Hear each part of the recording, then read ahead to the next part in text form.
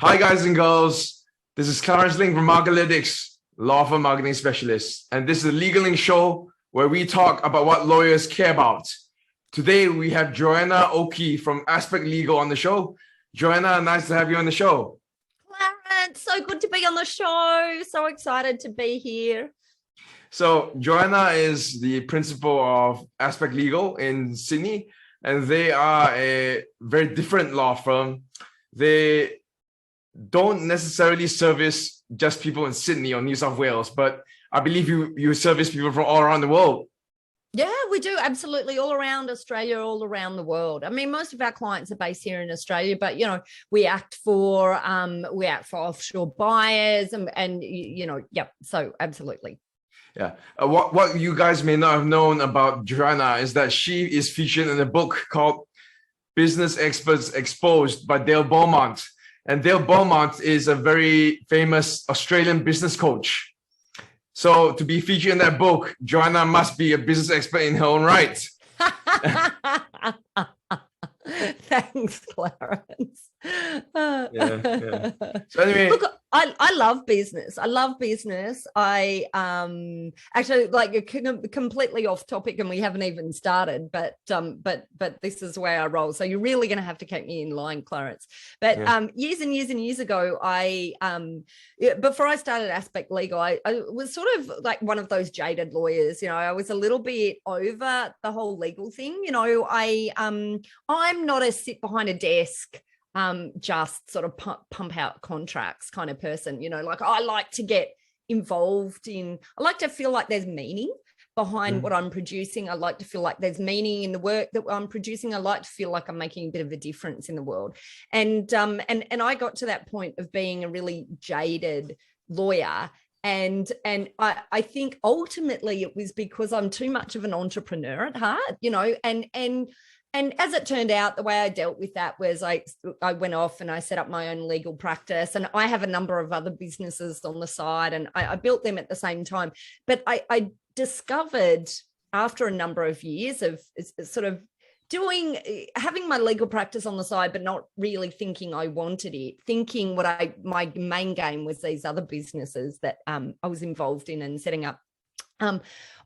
I suddenly discovered that actually I love law when it's on my terms, and my terms was working with clients that I love, helping to drive deals that I think matter, and helping to create great outcomes rather than just being part of a process. You know what I mean? And I think the fact that I'm an entrepreneur at heart made that, number one, it probably posed the issues for me in legal firms because I really wanted to be part of the deals. I wanted, to feel like I was part of making a difference. But I also discovered that as a lawyer, you can make a difference. You can do meaningful work. You can be completely fulfilled, but coming at it with an entrepreneurial perspective sort of I think meant that I always saw legal problems from my client's perspective. And I think that's the thing for lawyers in many instances who haven't spent time in business. They don't necessarily completely understand the legal issues or the resolution from their client's perspective. We tend to see things in black and white as lawyers rather than this nuance of a commercial environment. So I think that really helped me work well for me, that entrepreneurial sort of background. Yep. Actually, I know that you talk about meaning and purpose. Actually, I myself have a business coach, and he told me that millennials are especially drawn to purpose in business, in working for a business rather than just the pay. Yeah. They sort of like feel earlier on that there's no point getting all this money if they don't like their job, if they don't feel that like they belong, if they don't feel like they're motivated by something bigger. So it's good that you've got this entrepreneurial drive and that you create this meaning and purpose for your employees. Do you know what? I completely agree. And one of the things I think we were thinking of talking today is, you know, what is it that can create or is behind this possibility of this great wave of resignation that's coming up. But you know, I think before getting onto that, this concept of purpose is so important. And we're part of a number of great organizations that help make change in the world, and who see business as a force for good. And so through them, I've met lots of businesses who also see business as a force for good, which I think is fabulous. But one of these people, in fact, Paul Dunn, who runs or helps run B1G1, look it up if you're at all interested. I've heard of B1G1 before. B1G1, you know B1G1. I know B1G1. Absolutely fabulous. And anyway, he said, I was talking to him the other day, and he talked about this report from Deloitte that Deloitte put out quite recently, that talked about the benefits of an organization being purpose-led.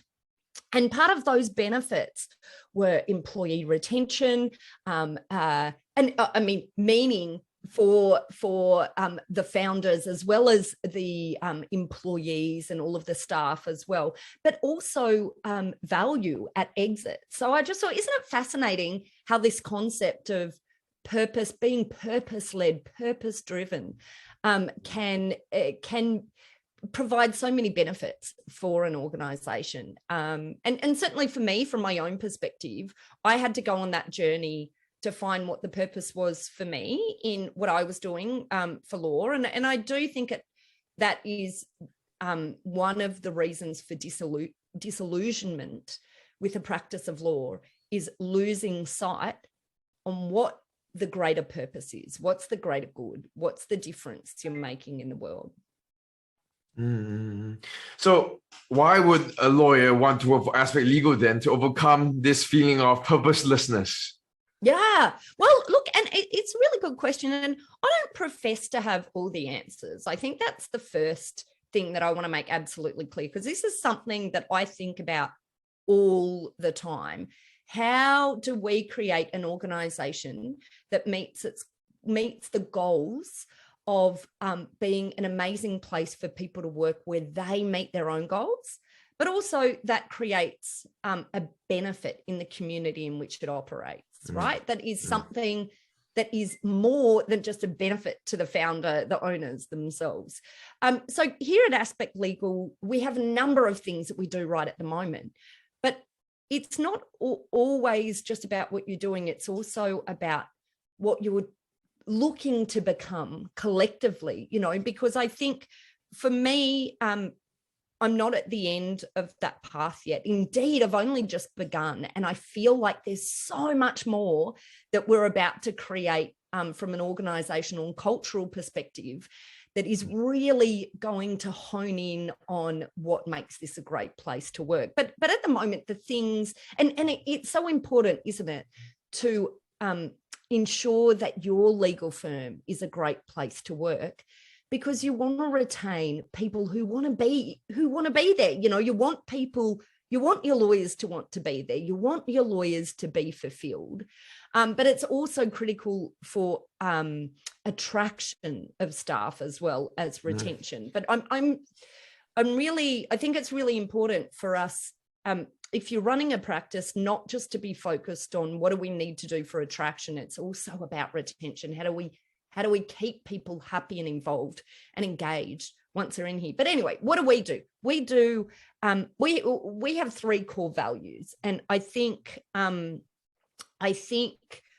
a lot of the decisions that we make in the organization that are positive and that help create a positive environment for staff come back to those three things. And those three things are care. So we care for our staff, we care for the greater community. And so we tend to attract lawyers who also have that value. And the brilliance of that is because we measure our client satisfaction all the time through a tool called NPS, or Net Promoter Score. And we benchmark ourselves against other firms. So we see how satisfied our clients are at the end of the day in comparison to benchmark businesses, benchmark legal firms. Actually, what you mentioned, net promoter score, isn't that a function of LinkedIn?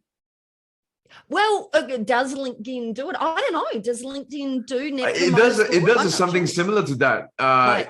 There's a way to. It could be social selling score or something like that, but there is a way to access a score to see how your profile and how your personal LinkedIn profile measures with your colleagues or your other network people, and it gives you a percentage score of how good you are in engagement compared to the rest, and even highlights which weaknesses you have and which strengths you have. Yeah. I saw that the other day. They call it the SSI or something, don't they? The something Social selling so, index or something index. like that. That's it. Yeah. Well, it's like that. So NPS is sort of like that. So it's an index, but it's measuring the satisfaction of your customers, and and I think that makes. I think, if you're running a legal firm, working for a legal firm, ultimately you want to work in an environment where you have satisfied customers, right? And I think having a focus on that is great for staff, and it's also good for staff morale as well, particularly when they see these amazing comments that come back from the clients, sort of talking about all of the great things, that all of the things that they really like in their interactions, and we send them out to our lawyers so that our lawyers can see, all of the positive comments that are coming back. So I think things like that, focusing on care, and we are part, as I said before, of B1G1, so we get involved in projects that are global projects that are, that our staff have chosen, or that are meaningful for our staff and our referrers and our customers. So I think all of that makes it an environment for people who are really focused on that care element. And I think this is one of the benefits of having core values in an organization, because you start to talk about who you are, and then that attracts people who are like you, and are like your other staff, and that's where it works so well. And then our other two, just very quickly, our other two core values are excellence, because I like to say there's no point loving your clients but doing a shit job, right? Exactly. You got to be really good too, Exactly. because ultimately that's what's in their best interest at the end of the day. And innovation, because I love to innovate. I love to find ways to do things different. And I think ultimately we offer lawyers an environment that lives those core values that we are. What do you think about billable targets, or do you even monitor billable hours at all? Do you know what? And that's such a great question, because the presumption is that if you are innovative, if you have those sort of core values that we have, that you won't have billable targets. And do you know what? We still do. And I don't know if that's a failing, but we still find that you've got to have a way to measure organizationally how you're going. And from an organizational perspective, and it's not always billable targets. It ultimately is more about revenue targets. So what's how is production going in the business? And production is still, whether it's time-based or not time-based, because we work on fixed fee matters and time-based matters. So we work on both types of matters. We also have retainers, which are different once again. But irrespective of the pricing model you choose, ultimately at the end of the day, you still a legal firm, just like any other business, has commercial imperatives. So it's still got to hit commercial targets. But our targets for lawyers are a lot lower than most firms, because we find that you can be we find efficiency to be far more important, I guess, than just the billable targets. But we still do have commercial targets for solicitors. Do you have any special perks? What I mean, like special programs, like maybe it could be health related, it could be something else. Do you have any special perks or special programs in your firm to motivate your employees? Yeah. And do you know, it's a really good question because this is something that we are literally working on right now. So, what else can we do outside of the environment that we create, the focus on innovation, the ability to provide an environment where we're doing things differently to other firms? What else can we do? And, you know, some of the strategies that we're looking at implementing relate to, you know, having pre-programmed days a year where we've got, you know, retreats where we're going to fabulous places together. And, you know, and we've run in the past and are looking at sort of running in the future stuff like health competitions between us. So we might have a step count challenge or, you know, those sorts of things. But I guess it's about, you know, what I'm really trying to reflect on right now is how can we best serve our staff, our employees from a holistic perspective. So there's the time that they're at work, but then it's also what do we do to work with them to achieve the greater goals that they have in life. And part of that is career progression conversations. Part of that is helping identify what their goals outside of the office, outside of their career are too, and helping them to achieve that. And all of that is a very personal sort of thing. And so it can be quite hard to build a program around, but we're trying to do that at the moment, notwithstanding that it's hard. Just out of curiosity, do you see a distinction of big law and new law, or do you see it as more like a cultural shift or something else that's happening to every law firm, and that even I don't know, would the bigger firms follow suit with what you do? Yeah, well, I think, you know, I think it's very interesting because I think COVID has changed so many things, you know, and I think it has changed the approaches of big law that had in the past made big law unattractive to lawyers once they reach a certain level. I think, you know, generally speaking, I find that junior lawyers are attracted to big law. The more senior a lawyer becomes, the less attractive big law becomes. And it becomes less attractive because of the sacrifices that one has to make to excel in a big law environment. You know, career has to become the primary part of you as an individual because of the hours that it requires, because of the dedication that it requires. And I think new law offered that new terrain of where disillusioned lawyers disillusioned with big law could sort of move to. So the big challenge, I think, for new law, for boutiques, for smaller firms, is how they, you know, some of those things that we used to be able to provide flexibility, flexibility in where you work, flexibility in the hours that you work. I think big law are starting to realize they could potentially offer as well, but I'm not sure how long it'll last. Is it here for good? Is it? And it's certainly not absolutely across the board. I think in some big law, they're jumping on board, and it's actually not even across the board in firms as well. You know, it seems to be it's something that can change from partner to partner, depending on, you know, practice group to practice group. So I think therein lies an interesting challenge for boutiques, for new law, for smaller firms, medium firms. But I'll be so interested to watch the landscape to see what happens over the next year or two as we stabilize as an economy coming out of COVID. It'll be fascinating. I'm fascinated. It is fascinating. It is fascinating. Yeah. I'm just wondering what then is Aspect Legal's position on hybrid or remote working then?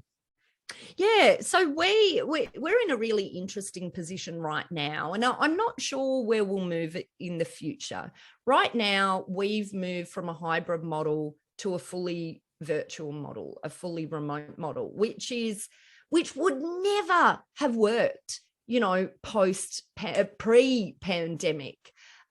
It's one of those things that because what happened, and the reason that we ended up fully virtual is we used to have offices in Sydney and in Melbourne. Our main headquarters was in Sydney. We had a large office space in Sydney, and then the pandemic hit, and we moved out of the office. Everyone started working from home, and then we started hiring lawyers from all over Australia, because we realized that, we already had remote working really well in the organization. And I think that's one thing, that our systems have always been built around remote working.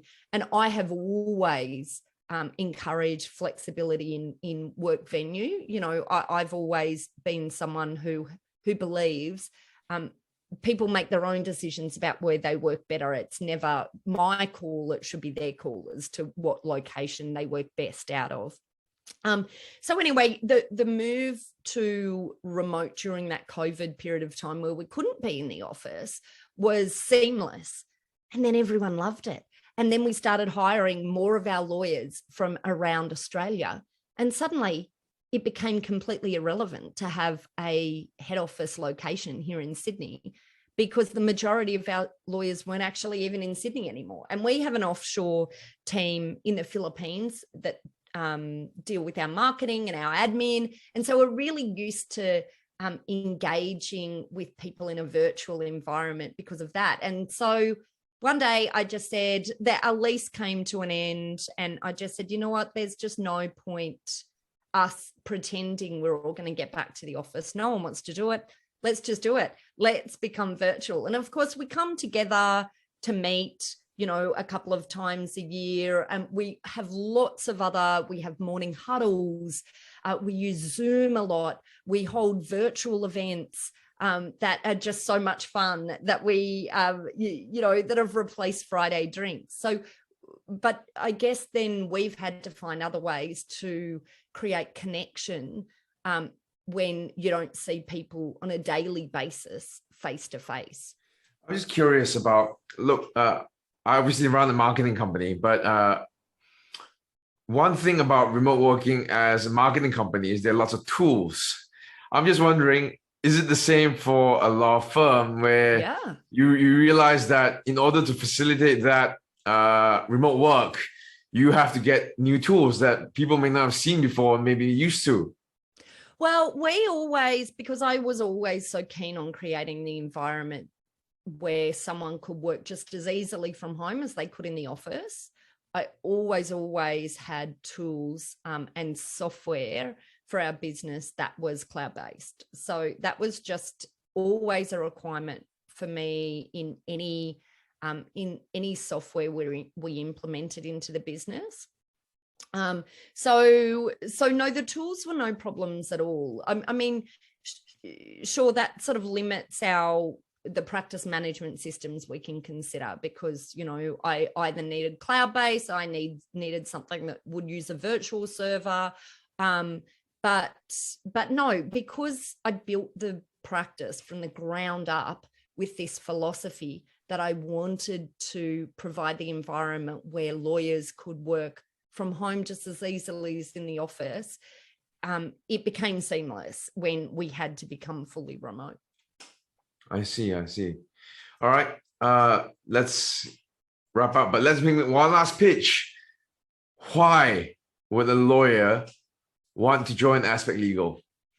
Yeah, look, I think, the lawyers that are attracted to Aspect Legal are the lawyers who want to make a difference, ultimately, who want to create something a bit different. We're on a drive, not just to provide law, but to provide law in a meaningful way, to provide law in a way that is different to how it's been provided in the past, and to provide law in a way that it solves problems that our clients have had. So, I like to think that we're the perfect environment for lawyers who want to make a difference. We're the perfect environment for lawyers who want flexibility, because, I fully subscribe to flexibility, not just in location. We've talked a lot about location, but we have lawyers who are part-time, full-time, contract, like you name it.